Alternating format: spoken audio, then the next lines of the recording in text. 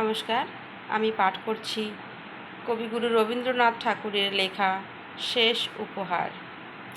যাহা কিছু ছিল সব দিনু শেষ করে ডালখানি ভরে, কাল কি আনিয়া দিব যুগল চরণে, তাই ভাবি মনে। বসন্তে সকল ফুল নিঃশেষে ফুটায়ে নিয়ে, তরু তারপরে একদিনে দিনহীন শূন্যে দেব তার পানে, চাহে রিক্ত করে।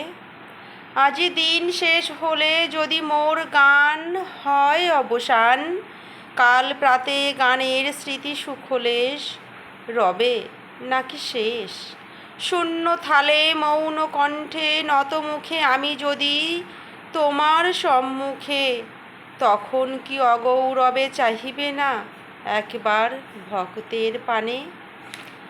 দিইনি কি প্রাণপূর্ণ হৃদিপদ্মখানি পাদপদ্মে আনি, দিইনি কি কোনো ফুল অমর করিয়া অশ্রুতে ভরিয়া।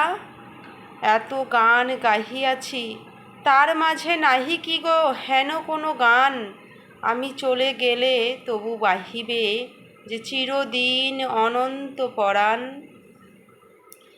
সেই কথা মনে করে দিবে নাকি নব বরমাল্য তব, ফেলিবে না আঁখি হতে এক বিন্দু জল করুণা কোমল।